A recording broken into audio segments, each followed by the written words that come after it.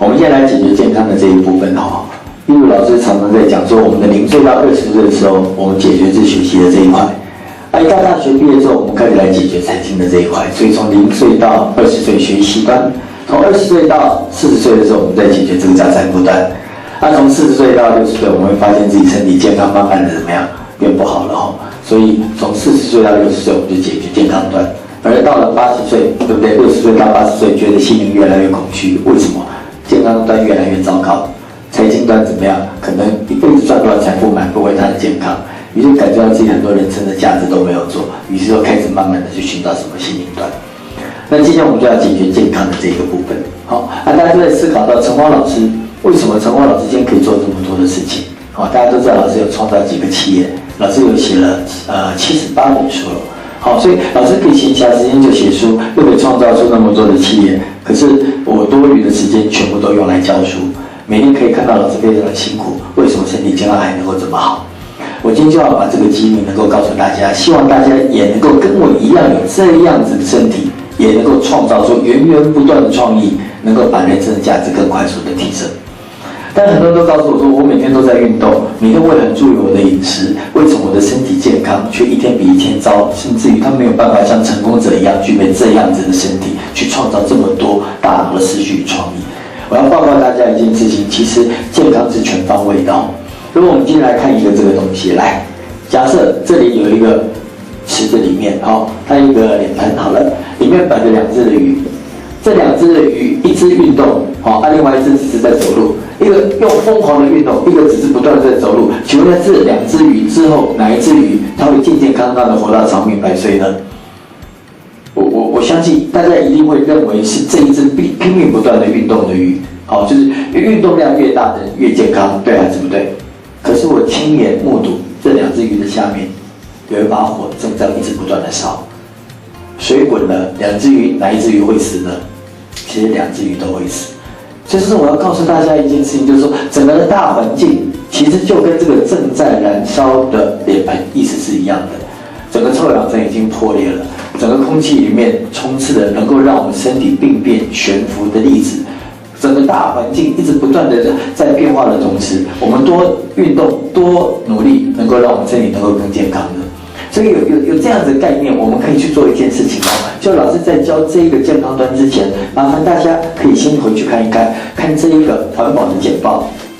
这个乔治环保的简报，大家可以稍微去瞄瞄，然后大家可以去看一下，这一个是马来西亚的人协会所写出来的这些会去制造出整个环境对人体伤害的东西，大家可以去看一下这里面的内容，看看哪些是真的会让我们身体无论如何在补充食物，无论如何我们再怎么运动，我们都难逃一死的这些东西，大家回去看一看。然后接下来我们可以回去上我们 YouTube 去看一部影片，叫做《环境对身体的伤害》。这部影片看完了之后，等大家把里面的观念一旦弄清楚，观念清楚了之后，原因只要知道了，我们结果很快速的就会变成好的结果，好不好？我们大家一起来理解一下这整个环境对人体的伤害之后，等到大家思考一致性的时候，老师就很快速的可以让大家帮助大家如何跟老师能够一样。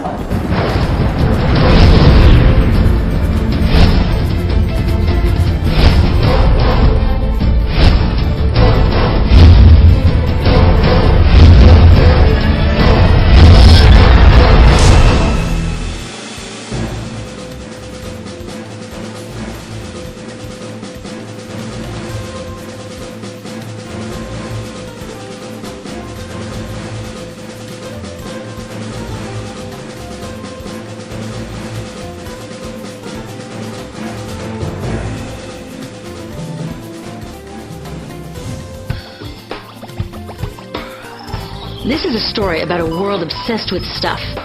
It's a story about a system in crisis.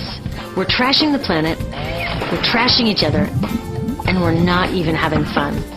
The good thing is that when we start to understand the system, we start to see lots of places to step in and turn these problems into solutions.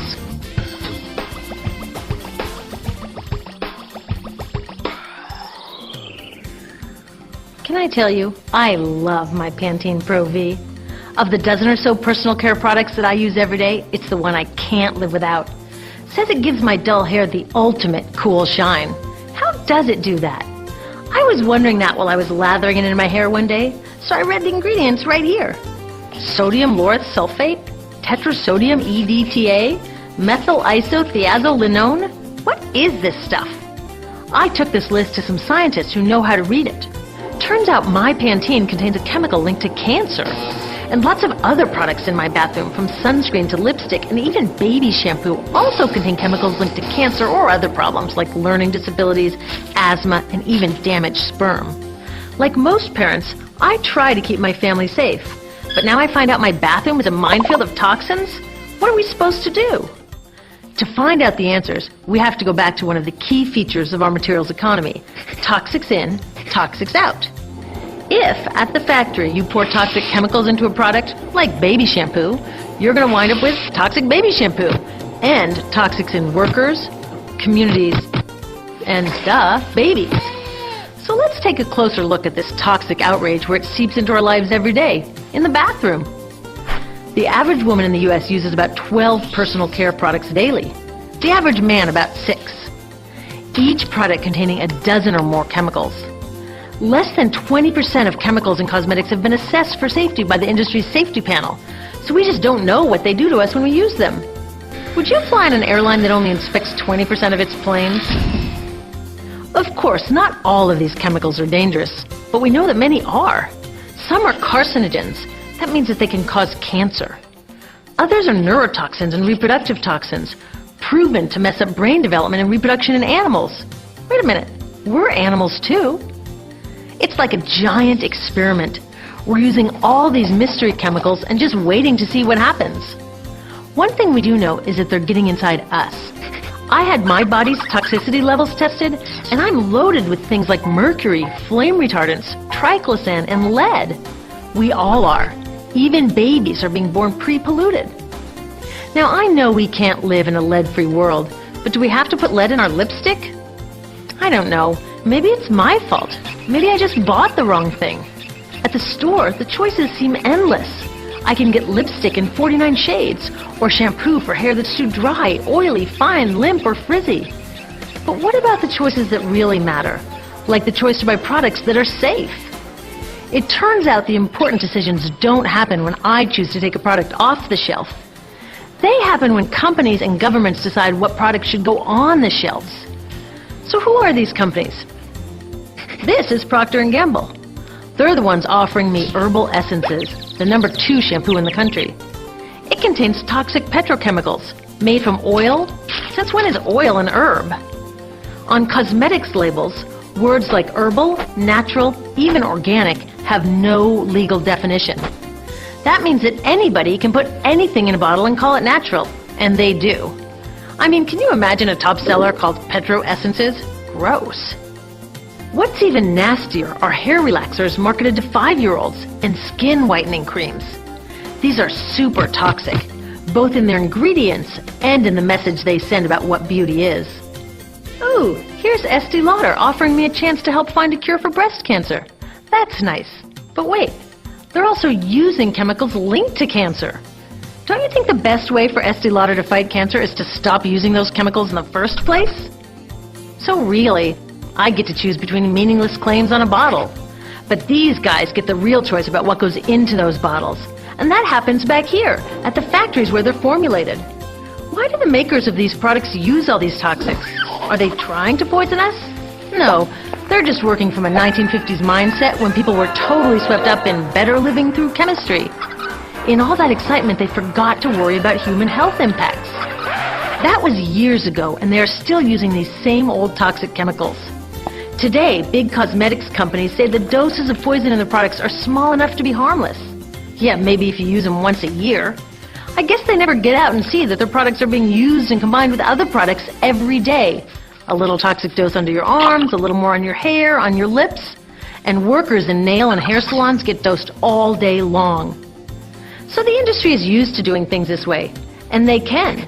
Because even now that scientists have linked the chemicals they're using to all sorts of problems, there are no laws to get rid of them. You're thinking, really? Come on, nobody's making sure that the stuff we smear all over our bodies is safe?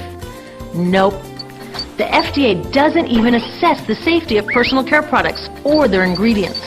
Since 1938, they've banned just 8 out of over 12,000 ingredients used in cosmetics.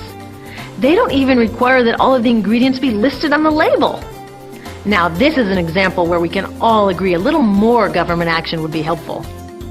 This lack of regulation leaves a huge hole that the cosmetics industry is all too happy to fill. They set up their own committee to self-police their products, and compliance with their recommendations is voluntary. So the cosmetics industry is making the rules and then deciding whether or not to follow them. So you see, it isn't our fault that these toxic products are in our bathrooms. It's a whole broken system that's ignoring the simple rule: toxics in, toxics out. But we're not helpless. There are resources online that we can use to protect ourselves by identifying the best possible choices in the store.